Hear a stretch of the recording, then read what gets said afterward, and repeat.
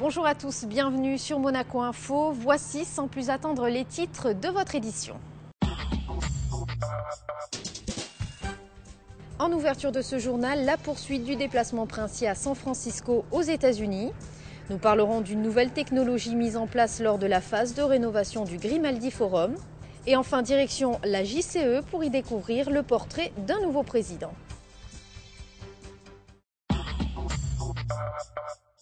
Le souverain a poursuivi son déplacement à San Francisco en prenant part au deuxième sommet mondial des océans. Des dizaines de décideurs se sont réunis afin d'évoquer les dangers qui menacent les océans. Un reportage de Patricia Navarro.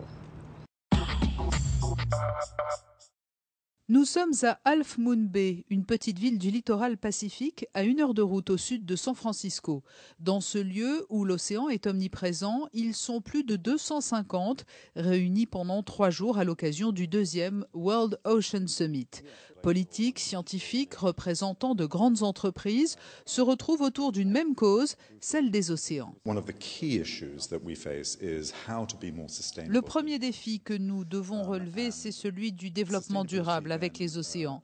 Mais nous ne pourrons y parvenir vraiment que lorsque nous aurons une bonne gouvernance des océans. Et c'est le sens du discours du prince Albert. Et je pense que c'est pourquoi nous avons voulu créer une connexion entre gouvernance et développement durable pour avoir une discussion vraiment ciblée sur ces deux questions. Le premier World Ocean Summit s'était tenu à Singapour en 2012. Il avait permis de dresser un état des lieux. Pour ce second rendez-vous, l'ambition est de déterminer des solutions pour conduire donc à une meilleure gouvernance au service des océans. C'est la raison pour laquelle de grandes figures du monde politique, des dirigeants, ont été invités à partager leur expérience.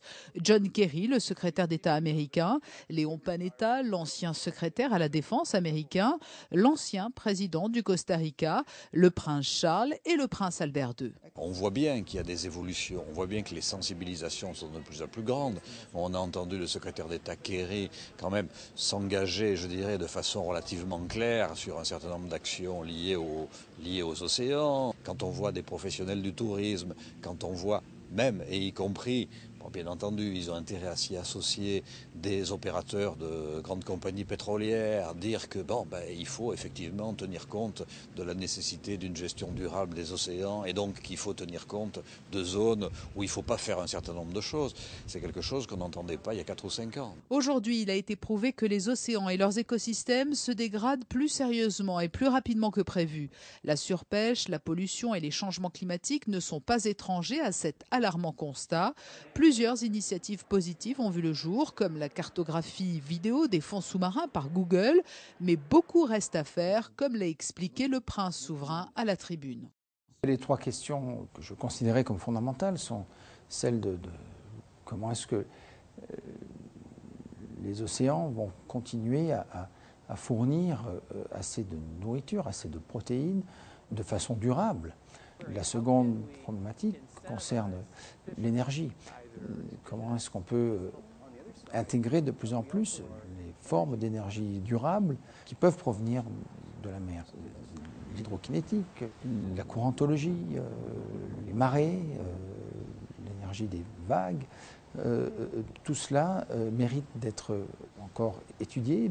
Et puis la troisième problématique, c'est celle comment aussi doter d'un instrument contraignant et approprié pour la bonne gouvernance des mers et des océans, aussi dans cette partie qui n'est pas réglementée et qui n'est pas bien surveillée, qui est la haute mer. Et en marge de ce sommet, le prince Albert II, accompagné de la princesse Charlène, a pu multiplier les entretiens informels avec les grands acteurs de la sauvegarde des océans et les rencontres bilatérales avec de hauts responsables tels qu'Irina Bokova, la directrice de l'UNESCO, ou José María Figueres, l'ancien président du Costa Rica.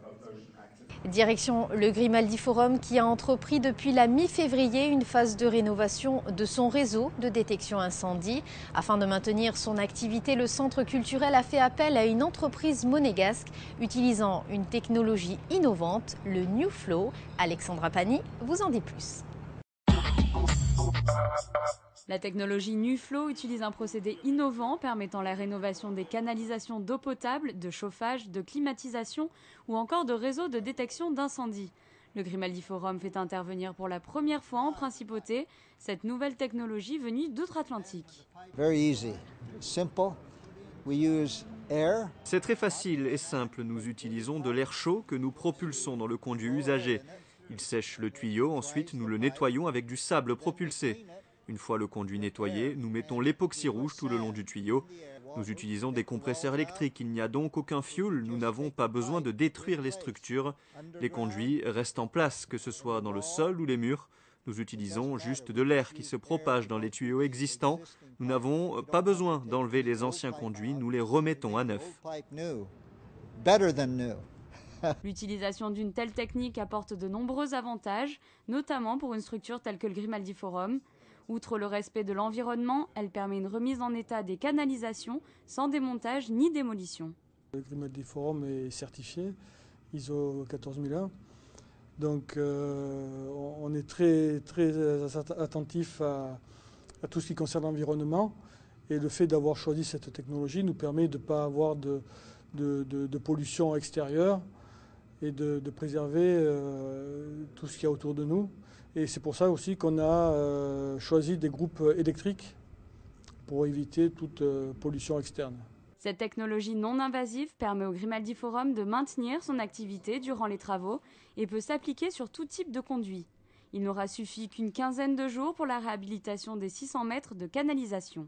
Aujourd'hui, c'est le Grimaldi Forum, mais on a l'ambition de pouvoir utiliser notre technologie sur plusieurs autres applications, notamment des immeubles d'habitation où on ne peut pas demander aux personnes habitantes de quitter leur logement.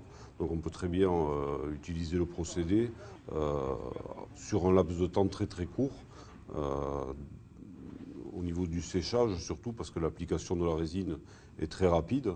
Au niveau aérosablage en priorité, c'est très rapide. L'époxy à l'intérieur du tube, c'est très rapide à appliquer. Ce traitement à base de résine époxy est garanti 10 ans et cette technique est utilisée depuis 25 ans aux États-Unis. Et en bref, dans le reste de l'actualité, vous le voyez sur ces images, la rampe de mise à l'eau du nouveau Yacht Club a été livrée ce mardi dans l'après-midi. Fabriquée et montée à Fos-sur-Mer, cette structure d'une longueur d'environ 29 mètres prendra place dans l'avant-port et permettra la mise à l'eau de petits bateaux depuis le quai Louis II. Rappelons que le nouveau Yacht Club sera inauguré en juin prochain. Partons à présent à la rencontre de Cédric Cavassino qui succède à Laïla Chia à la tête de la Jeune Chambre économique de Monaco. Une passation de pouvoir qui a eu lieu en décembre dernier lors du gala des 50 ans. Le portrait de ce jeune président, c'est avec Émilie Rousseau. À 26 ans, Cédric Cavassino est devenu le plus jeune président de la Jeune Chambre économique de Monaco. Membre de la JCE depuis plus de 3 ans, ce titulaire d'un Master 2 en entrepreneuriat a occupé divers postes au sein de l'association avant d'accéder à la présidence. Ambitieux, Cédric Cavassino entend se servir du passé de la Jeune Chambre pour redynamiser les futures actions de la JCE autour de 3 thèmes, l'entrepreneuriat, le networking et la formation. J'aime les défis et j'aimais le défi de pouvoir reprendre en main la Jeune Chambre économique en 2014, donc soit la 51e année de notre existence, avec ce défi fort de pouvoir continuer à œuvrer et à partir sur de nouvelles bases, tout en gardant ce socle solide dont nous pouvons être fiers. Depuis 3 ans, Cédric Cavassino est adjoint de direction d'une entreprise familiale de nettoyage qui emploie une centaine de salariés.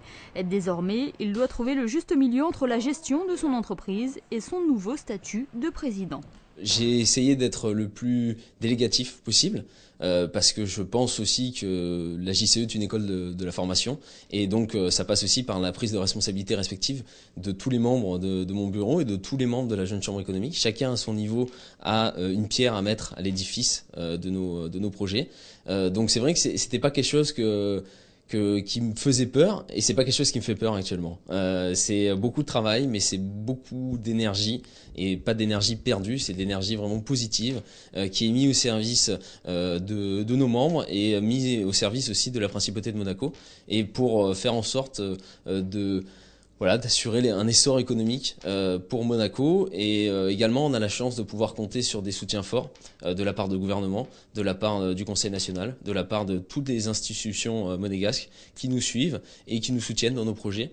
Après une année 2013 riche en événements, avec notamment l'organisation de la conférence européenne de la JCI, l'année 2014 sera par exemple rythmée par le 19e concours de création d'entreprise et par la première Startup Weekend au printemps prochain. Et avant de refermer cette édition, passons aux prévisions météo des prochains jours. Jeudi, rétablissement d'un temps sec avec des températures qui iront de 9 à 15 degrés. Vendredi, une nouvelle détérioration est attendue dans la mi-journée avec un mercure proche des normales. Samedi, du soleil au programme avec un thermomètre allant de 10 à 14 degrés. Et enfin dimanche, toujours des nuages et de la pluie en perspective avec une maximale de 12 degrés. C'est la fin de cette édition, merci de l'avoir suivi. À présent, retrouvez la suite de notre série de reportages consacrés à la Chine. À très bientôt sur Monaco Info.